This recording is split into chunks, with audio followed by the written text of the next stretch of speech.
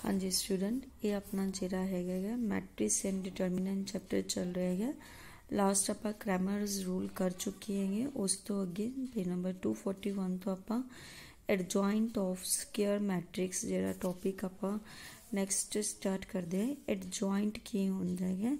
Adjoint of A square matrix आपां ने कढ़ना होंदा है। जे आपां नूं ए कोई भी स्क्वायर मैट्रिक्स गिवन है तो एडजॉइंट किस तरह कढ़ांगे? The transpose of the matrix definition लिखी हुई एडजॉइंट की कि आपां ने की करना, ट्रांसपोज लेना है मैट्रिक्स ए दा वेयर ए केड़ी मैट्रिक्स है, वेयर ए डिनोट्स द को फैक्टर्स ऑफ ए आई जी।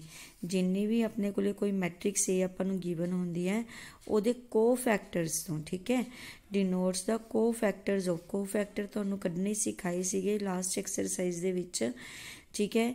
जिन्ने भी उस एलीमेंट्स दे को फैक्टर्स होंदे हैं उन्हां तो जो मैट्रिक्स बनेगी उहदा जदों आपां ट्रांसपोज लवांगे तो आपां एडजॉइंट ऑफ ए जिहड़ा हैगा वो निकाल सकते हैं। That is called the adjoint of A and is denoted by, इनू इस तरह लिखा जाता है A D J, small A D J पा दो, dot A, clear, adjoint A, clear. Example देखो, जिमें कि ए अपने को मैट्रिक्स है 2/2 दी स्क्वायर मैट्रिक्स है। आप इहदा की करना है, एडजॉइंट ए कढ़ना है। तो आप किस तरह कढ़ांगे? आपने की करना है, हरेक एलीमेंट का को फैक्टर कढ़ना है। सब तो पहला तो को फैक्टर्स ऑफ, जिमें कि 2 का को फैक्टर की होंदा है। को फैक्टर कढ़न का मैथड की होंदा तुहानूं दस्सिया सी।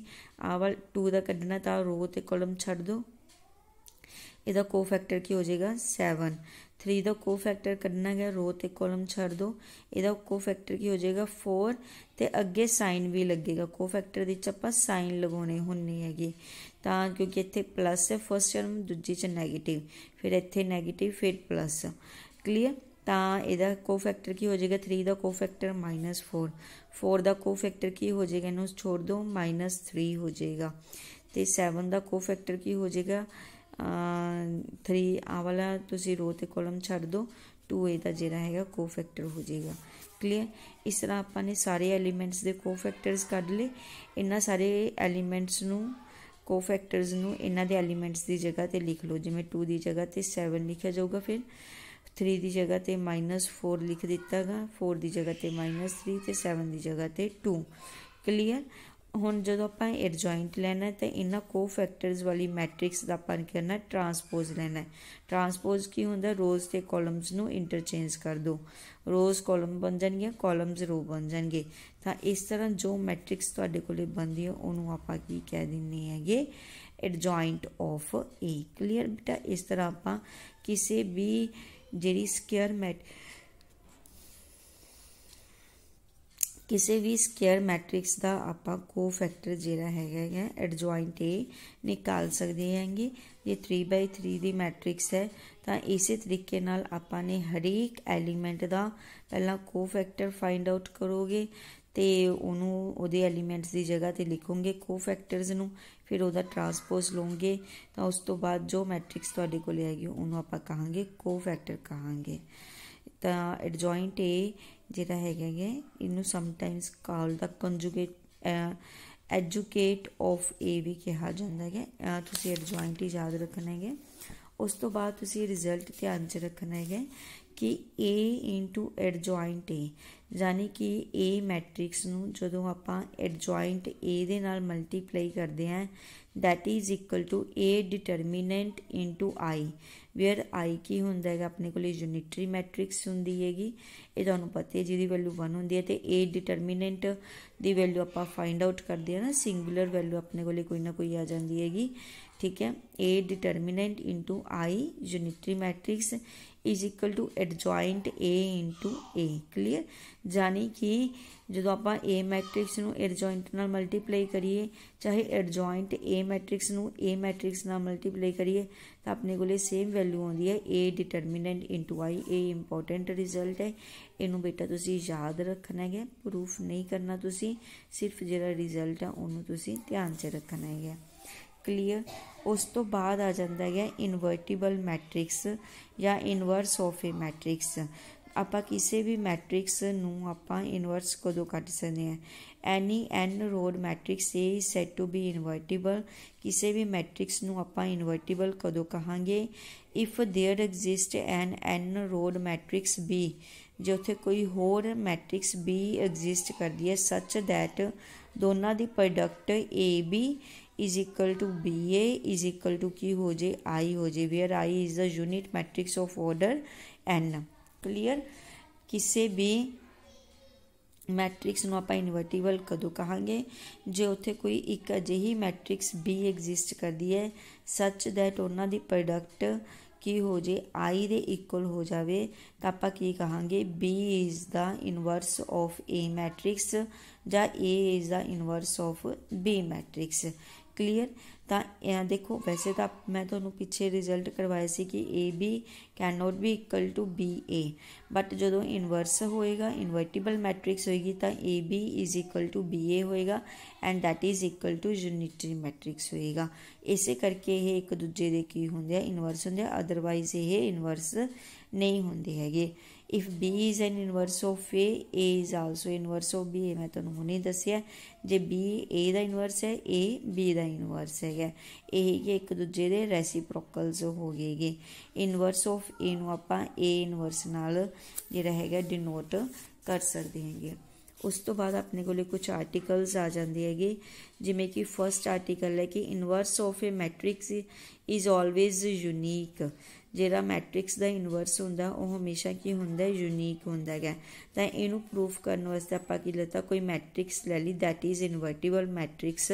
ਤਾਂ ਆਪਾਂ ਸਪੋਜ਼ ਕਰ ਲਿਆ ਕਿ ਬੀ ਅਤੇ ਸੀ ਕੀ ਇਹਦੇ ਦੋ ਇਨਵਰਸਸ ਹੈਗੇ। ਜਦੋਂ ਬੀ ਅਤੇ ਸੀ ਇਹਦੇ ਦੋ ਇਨਵਰਸ ਹੈ ਤਾਂ ਆਪਾਂ ਨੇ ਕੀ ਕੀਤਾ? ਹੁਣੇ ਆਹ ਪਿੱਛੇ ਰਿਜ਼ਲਟ ਕੀਤਾ ਸੀਗਾ ਆਹ ਵਾਲਾ ਹੈ ਨਾ। J B A the inverse ਹੈ ਤਾਂ A B is equal to B A is equal to I ਹੋ ਜਾਏਗਾ ਅਕੋਰਡਿੰਗ ਟੂ ਡੈਫੀਨੇਸ਼ਨ। जे सी ए का इनवर्स है तो A C is equal to C A is equal to I हो जाएगा। ठीक है, ये रिजल्ट्स अपने को होल्ड करेंगे। अपने अपनी तरफ तो कंसीडर किया गया सी ए बी, तो ए बी तो आप ब्रैकेट पा दी कि ए बी की वैल्यू की अपने को आई, तो सी ए बी की वैल्यू कितनी आ गई अपने को सी आ गई कली।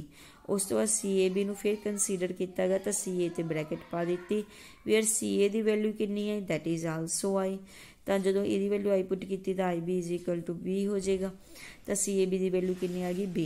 हुण left hand sides are equal तो राइट हैंड साइड्स भी इक्वल होणगे, तो बी कि इक्वल आ गया सी दे। जानी कि किसी भी मैट्रिक्स का जिहड़ा इनवर्स हुंदा ओह की हुंदा यूनीक हुंदा। आपां दो सपोज किते सी कि ए मैट्रिक्स दे दो इनवर्स है बट एंड ते ओह भी दोनों की आ गए इक्वल ही आ गए। तो इट मीनस की हो गया हर मैट्रिक्स का जिहड़ा इनवर्स हुंदा है ओह की हुंदा है यूनीक हुंदा है। उस तो बाद नैक्सट आर्टिकल है कि किसी भी स्केयर मैट्रिक्स का जे इनवर्स एग्जिस्ट करता है, जब आप any square matrix A is invertible कदों होएगी? If and only if A determinant not equal to zero. यह भी काफ़ी इंपॉर्टेंट रिजल्ट है बेटा, यह याद रखना है कि कोई भी मैट्रिक्स कदों इनवर्टिबल होएगी जदों A determinant not equal to zero होएगा। जे A determinant equal to zero हो जाए तो मैट्रिक्स अपने को इनवर्टिबल नहीं होएगी, आप उहदा इनवर्स नहीं कढ़ सकते है। तो इस चीज़ नूं की है इत्थे आर्टिकल च शो किया होया है। पहला आप कंडीशन नैसेसरी लैके चलते हैं, आप लैके चलते हैं कि ए की अपने को इनवर्टिबल है। जे ए इनवर्टिबल है तो अकॉर्डिंग टू डेफिनेशन उत्थे कोई ना कोई इनवर्स एग्जिस्ट करेगा B such that A B is equal to B A is equal to I. ठीक है, डेफिनेशन के अकॉर्डिंग हो गया। तो A B is equal to I आप दोनों साइड से किया डिटरमिनेंट पा लिएगा, इनू अलग अलग करके लिख सकते हैं। A B determinant A determinant B determinant equal to I हो गया, क्योंकि आई यूनिटरी मैट्रिक्स है तो आई डिटरमिनेंट की वैल्यू की हो जाएगी 1। हुण जे दो डिटरमिनेंट्स की प्रोडक्ट इक्वल टू 1 है तो इट मीनस की हो गया वो दोनों जे दो एलीमेंट्स दी देखो बेटा जे दो एलीमेंट्स की प्रोडक्ट की है अपने को 1 आ रही हैगी तो इट मीनस उन्होंने दोनों चो कोई भी एलीमेंट जीरो नहीं होना चाहिए गा। क्योंकि आपां नूं पता है जे एक भी एलीमेंट जीरो हो गया तो प्रोडक्ट की हो जाती हैगी जीरो हो जाती है। जे एक भी एलीमेंट की वैल्यू जीरो होगी तो प्रोडक्ट की हो जाती हैगी दूजी एलीमेंट जिन्ना मर्जी वड्डा होवे उहदी वैल्यू की हो जाती है जीरो हो जाती हैगी। तो हुण जे दो एलीमेंट्स की वैल्यू अपने कोले 1 आ गई तो इट मीनस की हो गयागा अपने कोले ए जिहड़ा A determinant that can not be equal to zero. Clear.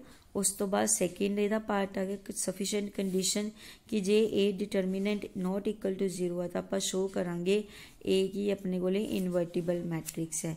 हुण इहनूं जदों इनवर्टिबल मैट्रिक्स आप शो करना है तो ये वास्ते आप की करांगे अपनी तरफ तो कंसीडर कर लांगे कि बी, क्योंकि आप हुण जदों इहनूं इनवर्टिबल शो करना कि उत्थे कोई ना कोई मैट्रिक्स बी एग्जिस्ट करती हैगी है ना, कि सच दैट अपने को आ वाला रिजल्ट एग्जिस्ट करता है। तो आपने बी जी मैट्रिक्स है वो सपोज कर लिया B is equal to adjoint A upon A determinant. B is equal to A आप अपनी तरफ तो कंसीडर किया है कि B is equal to adjoint A upon A determinant. Clear.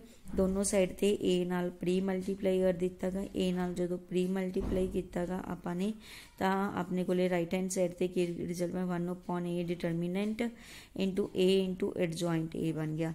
A into adjoint ए की वैल्यू बेटा इत्थे मैं तुहानूं दसी सी ए इंटू एडजॉइंट ए की वैल्यू होंदी है A determinant into I unitary matrix होंदी हैगी। Clear. 1 upon A determinant already पिया सी। ए इंटू एडजॉइंट ए की वैल्यू की हो गई ए डिटरमिनेंट इंटू आई होगी तो ए डिटरमिनेंट कैंसल हो गया, वैल्यू की आ गई आई। तो मीनस की हो गया ए बी की वैल्यू कि इक्वल आ गई अपने को आई दे इक्वल आ गई। यही चीज़ आप शो करनी सिमिलरली आप शो कर देवांगे कि B A is equal to I है। जे ए नाल आप पिछले पासे मल्टीप्लाई कर देंगे तो बी ए की वैल्यू की आ जाएगी आई। तो means A B is equal to B A is equal to की हो गया आई। तो इट मीनस उत्थे कोई ना कोई मैट्रिक्स बी एग्जिस्ट करती है that is the inverse of A. तो ए की हो गया इतने अपने को इनवर्टिबल हो गया तो यदा इनवर्स की हो गया आह। तो यही फार्मूला बेटा तुसी याद रखना है। ए इनवर्स कड्ढन का फार्मूला की होएगा तुहाडे कोले A inverse is equal to adjoint A upon A determinant. जदों भी तुसी ए इनवर्स कड्ढना है तुसी किहड़े फार्मूले नाल कड्ढोगे, पहला तुसी उहदा एडजॉइंट ए कड्ढोगे, पहला तुसी ए डिटरमिनेंट कड्ढोगे। ठीक है। ए डिटरमिनेंट देखोगे नॉन जीरो है क्योंकि देखो जे ये बटे दे विच जीरो बन गया गा तो इनफाइनाइट हो जाएगा, तुसी इनवर्स कड्ढ ही नहीं सकते हैगे। क्लीयर। तो पहला ए डिटरमिनेंट कड्डूंगी फिर एडजॉइंट ए तुहानूं हुणे दस्सिया सीगा कि इस तरह करना एडजॉइंट ए कड्ढ के दोनों वैल्यूज पुट करके तुसी ए इनवर्स की वैल्यू कड्डोगे। क्लीयर। उस तो बाद बेटा तुहाडे कोले जिहड़ी डेफिनेशन आ जाती है singular matrix and non singular matrix दी आ जाती है कि किसी भी स्केयर मैट्रिक्स नूं आपां सिंगुलर मैट्रिक्स कदों कहने हैं जदों A determinant equal to zero हुंदा है। क्लीयर। तो नॉन सिंगुलर हुंदा जदों A determinant not equal to zero. Important definition है पेपर दे विच आ जाती हैगी तो तुसीं याद रखना है जदों डिटरमिनेंट की वैल्यू जीरो है तो वह सिंगुलर मैट्रिक्स है, जदों डिटरमिनेंट की वैल्यू नॉन जीरो हैगी तो वह की है non singular. Non zero non singular zero singular matrix है। तो इत्थों हुण तुसीं हुणे पिछे करके आए हैं आपां कोई भी मैट्रिक्स इनवर्टिबल कदों हुंदी है जदों उहदा determinant not equal to zero हुंदा है। तो जाने कि कोई भी मैट्रिक्स इनवर्टिबल कदों होएगी जदों वह नॉन सिंगुलर होएगी। ओनली नॉन सिंगुलर मैट्रिसिस की होणगे अपने कोले इनवर्टिबल होणगे जिन्हां दा कि आपां इनवर्स कर सकते हैं। क्लीयर। उस तो बाद अपने कोले आ जाता है आर्टिकल नंबर 40 आ जाता है जिस दे विच अपने कोले रिजल्ट आ जाता है कि जे ए ते बी अपने कोले टू नॉन सिंगुलर मैट्रिसिस है of the same order. Clear. जे ए ते बी की है अपने कोले दो मैट्रिसिस है of the same order non singular matrices है अपन नॉन सिंगुलर का मतलब की है ना ही ए डिटरमिनेंट भी नॉन जीरो है तो बी डिटरमिनेंट भी नॉन जीरो है। तो आप शो करना है कि ए बी का इनवर्स इज इक्वल टू की होंदा है B inverse A inverse they equal होंदा है।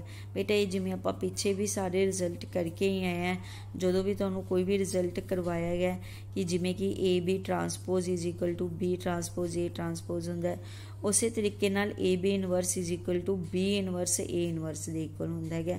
ਤਾਂ ਇਹ ਰਿਜ਼ਲਟ ਤੁਸੀਂ ਐਜ਼ ਇਟ ਇਜ਼ ਲਰਨ ਰੱਖਣਾ ਹੈਗਾ ਕਿ A B ਦਾ whole inverse is equal to B inverse A inverse, ਇਹ ਉਲਟਾ ਦੇ ਹੀ ਇਕੁਅਲ ਹੁੰਦਾ ਹੈਗਾ।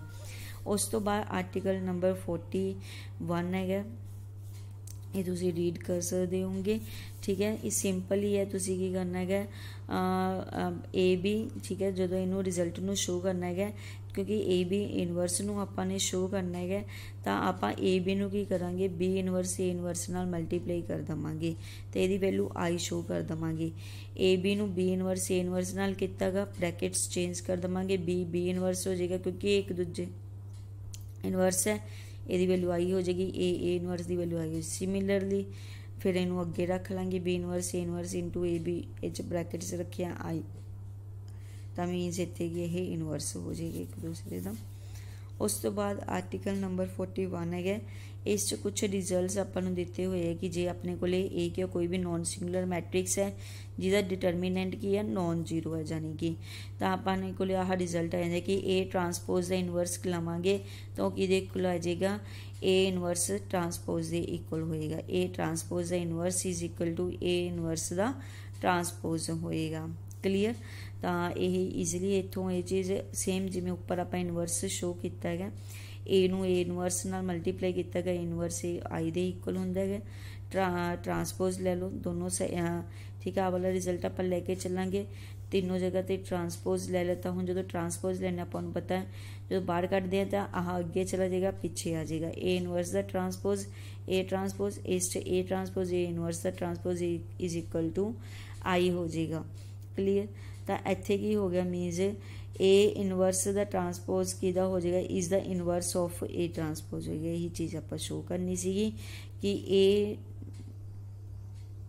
जिहड़ा है ए ट्रांसपोज का इनवर्स कि इक्वल है ए इनवर्स ट्रांसपोज के इक्वल है। क्लीयर, सिमिलरली ए के the inverse is equal to A inverse के, ये भी सेम इसी तरीके दे नाल ही है। उस बाद बेटा यही है तुहाडी करोलरी दी हुई हैगी कि जे कोई भी non singular matrix A is symmetric है, ठीक है, सिमेट्रिक बेटा तुहानूं दस्सिया सीगा सिमेट्रिक किहड़ी हुंदी है, ए जदों A transpose A they equal है तो वो सिमेट्रिक है। दैन आपां शो करना कि ए इनवर्स भी अपने को सिमेट्रिक है। क्लीयर, कि आपां नूं नॉन सिंगुलर मैट्रिक्स गिवन है तो वो सिमेट्रिक है, यानी कि A transpose A they equal है, तो अपने को ए इनवर्स भी वह जिहड़ा सिमेट्रिक होएगा। तो आपने हुणे आह रिजल्ट किया कि A transpose inverse is equal to A inverse transpose, क्योंकि ये सिमेट्रिक है तो A transpose equal to A हो जाएगा। तो ए ट्रांसपोज की जगह तो आपने ए पुट कर दिता, A inverse is equal to A inverse का ट्रांसपोज हो गया। तो इट मीनस की हो गया ए इनवर्स भी अपने को की आ गया सिमेट्रिक आ गया, यानी कि इनवर्स का ट्रांसपोज ए इनवर्स के इक्वल, तो meet that is also symmetric हो गया। के वाला रिजल्ट जिहड़ा ये अपने को हो जाएगा। ए के नूं आपां लिख सकते हैं बेटा, क्योंकि के पावर्स तक है, इनू के टाइम्स लिख लिया अपने, इनवर्स है सब दा अलग अलग करके इनवर्स लिख लिया, ए इनवर्स तक के बन जाएगा, इस ज़्यादा औखा नहीं सीगा। उस तो बाद ए थीटा का inverse is equal to A inverse theta दे सेम इसे पढ़ते हैं, थीटा ट्रांसपोज की जगह तो थीटा आ जाएगा तुहाडा, सेम इसी तरीके नाल ही करना है। ए इनवर्स का इनवर्स इज इक्वल टू ए होएगा, ये आप ईजिली शो कर सकते हैं। आप इस रिजल्ट में लैके चलांगे कि A inverse is equal to A inverse A is equal to I होंदा। आप ए नूं की करांगे ए इनवर्स नाल रिप्लेस कर देवांगे, ठीक है, तो ए इनवर्स पा दिता, ए इनवर्स का इनवर्स हो जाएगा, दैट इज इक्वल टू ए होंदा, आपां नूं पता ही है। तो वापस अपने को लेगी है ए ही बन जाएगा। क्लीयर बेटा, ये कर लियो बेटा, ईजी है, ईजिली हो जाएगा। उस तो बाद अपने को है कि if A and B are two and square matrix then adjoint of A B is equal to adjoint B adjoint A. ये सेम उसी तरीके नाल जिवें इनवर्स वाला किया सीगा, यानी कि multiply of adjoint of two matrices किहदे इक्वल होएगा, एडजॉइंट बी एडजॉइंट ए, उल्टा करके अगे आ जाएगा कि बी अगे हो गया ए पीछे हो जाएगा। सेम उसी तरीके नाल ही ये भी अपने को ਇਹਦਾ ਜਿਹੜਾ प्रूफ है बेटा ये भी आप उसी तरीके नाल करेंगे, A B into adjoint A B, ठीक है, that is equal to A B I दे इक्वल आएगा। ठीक है, ਜਿਹੜਾ ਇਹ ਰਿਜ਼ਲਟ ਹੈ ਇਹਨੂੰ ਤੁਸੀਂ ਯਾਦ ਰੱਖਣਾ ਹੈ ਕਿ A B into adjoint A B ਕਿਹਦੇ ਇਕੁਅਲ ਆ ਜਾਏਗਾ, ਏ ਬੀ ਡਿਟਰਮੀਨੈਂਟ ਦੇ ਇਕੁਅਲ ਆ ਜਾਏਗਾ, ਕਿਉਂਕਿ ਆਪਾਂ ਨੇ ਕੀਤਾ ਸੀ ਨਾ ਬੇਟਾ ਏ ਇੰਟੂ ਐਡਜੁਆਇੰਟ ਏ ਦੀ ਵੈਲਿਊ ਏ ਡਿਟਰਮੀਨੈਂਟ ਦੇ ਇਕੁਅਲ ਹੁੰਦੀ ਹੈਗੀ। ਉਸੇ ਤਰੀਕੇ ਨਾਲ A B into adjoint B adjoint A is equal to B brackets change करते हैं, बी एडजॉइंट बी दे इक्वल है तो बी एडजॉइंट बी दी वैल्यू बी डिटरमीनेंट दे इक्वल आ जाएगी अपने को। बी डिटरमीनेंट आई ये वैल्यू पुट कर दी गई।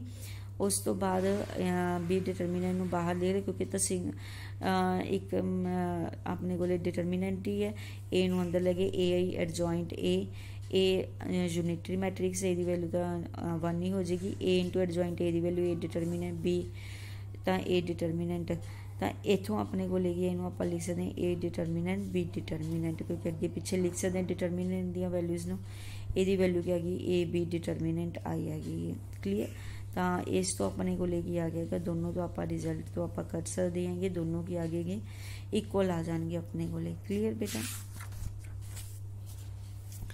उस तो बाद नैक्सट जिहड़ा है एडजॉइंट ऑफ ए जिहड़ा है dash is equal to adjoint A dash, ये आप अगले लैक्चर्स करते हैं। थैंक यू बेटा।